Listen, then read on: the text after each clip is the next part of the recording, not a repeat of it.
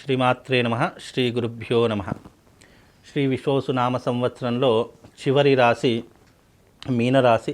మరి ఈ మీనరాశి వారికి ఎలా ఉండబోతుంది, ఈ విశ్వవసునామ సంవత్సరంలో గోచార ఫలితాలు ఎలా ఉన్నాయి ఇప్పుడు మనం తెలుసుకుందాం.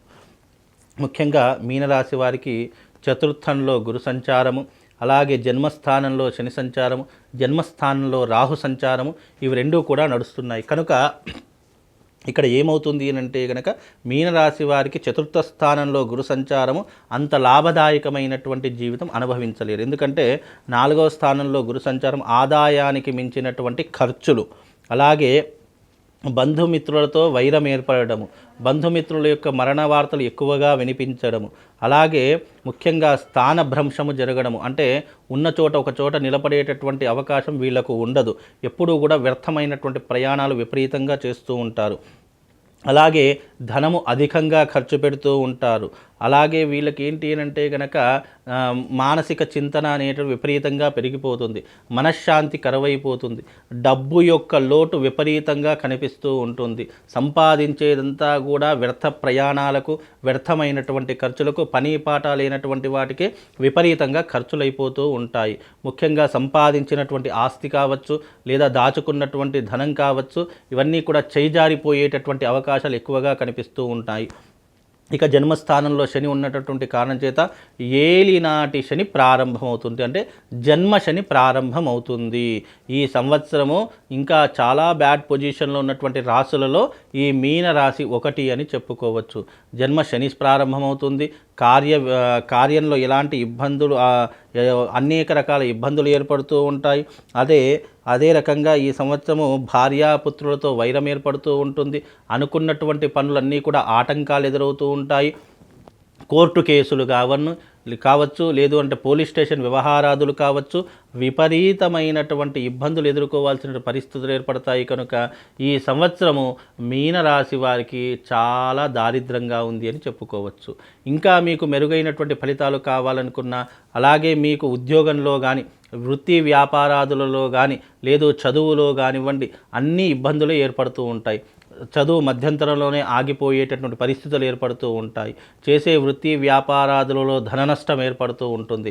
అవమానం పెరిగిపోతూ ఉంటుంది. పరస్త్రీ సాంగత్యం పెరిగిపోతూ ఉంటుంది. కుటుంబం మీద సఖ్యత తగ్గిపోయేటటువంటి లక్షణాలు ఏర్పడతాయి.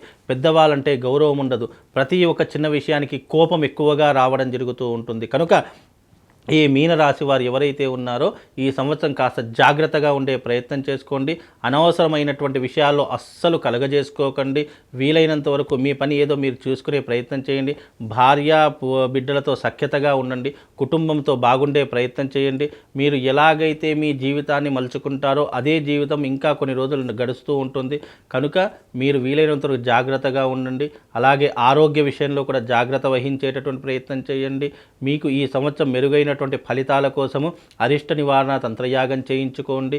ఎందుకంటే మీనరాశి వారికి ఈ సంవత్సరం మీనరాశిలోని షష్టగ్రహ కూటమి, సంపూర్ణమైనటువంటి సూర్యగ్రహణం కూడా ఏర్పడుతుంది. కాబట్టి జన్మతా శని ఉన్నాడు. కాబట్టి ఈ అరిష్టాలన్నీ కూడా తొలగిపోవడానికి ఈ మార్చి 29వ తారీఖు రోజున ఈ యొక్క బాసర క్షేత్రం నందు అరిష్ట నివారణ తంత్రయాగం చేయించడం జరుగుతుంది. కాబట్టి అందరూ రండి. ఈ మీనరాశి వారు ముఖ్యంగా తప్పకుండా చేసుకోవాల్సింది అరిష్ట నివారణ తంత్రము, అవభృత స్నానము. కనుక తప్పకుండా వచ్చి ఆ రోజున అరిష్ట నివారణ తంత్రంలో పాల్గొండి. మీ అందరి కోసం ఒక ప్రత్యేకమైనటువంటి శివశక్తి స్ఫటికలింగం కూడా మీనరాశి వారికి ఇవ్వడం జరుగుతుంది. ఆ మీనరాశి వారు ఆ శివశక్తి స్ఫటికలింగాన్ని తప్పకుండా మీ ఇంటి యందు పెట్టుకొని పూజించుకునే ప్రయత్నం చేయండి.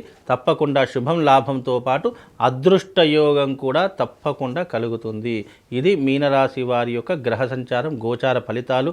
ఈ సంవత్సరం కేవలం 3 రాశుల వారికి మాత్రమే అద్భుత యోగమైనటువంటి రాజయోగం కనిపిస్తూ ఉంటుంది. మిగతా రాశుల వారికి మధ్యమ ఫలితాలు. ఇంకా కొన్ని రాశులు అంటే 3 రాశుల వారికి అద్భుత యోగము, 4 రాశుల వారికి మధ్యమ ఫలితాలు అంటే మిశ్రమమైనటువంటి ఫలితాలు, మిగతా రాశులన్నిటికీ కూడా అధమమైనటువంటి ఫలితాలు ఏర్పడుతున్నాయి. కనుక 12 రాశుల యొక్క ప్రభావము, గ్రహ సంచారం బాగుండాలి అంటే తప్పకుండా ఈ నెల 29వ తారీఖు, మార్చి 29వ తారీఖు రోజున జరిగే ఈ యొక్క అరిష్ట నివారణ తంత్ర యాగంలో ఈ 12 రాశుల వారు అందరూ రండి, పాల్గొనండి. ఆ రోజున గ్రహణం కూడా ఏర్పడబోతుంది, సూర్యగ్రహణము. కనుక మీరందరూ వచ్చి అవభృత స్నానం ఆచరణ చేసుకొని అరిష్ట నివారతంత్ర యాగంలో పాల్గొనండి. మీ అందరికీ శుభం లాభంతో పాటు అమ్మవారి యొక్క అనుగ్రహం, ఆ శివుడి యొక్క అనుగ్రహం తప్పకుండా కలుగుతుంది. వచ్చిన ప్రతి ఒక్కరికి కూడా ఒక శివశక్తి స్ఫటికలింగం కూడా ఇవ్వడం జరుగుతుంది. శ్రీమాత్రే నమః. శ్రీ గురుభ్యో నమః.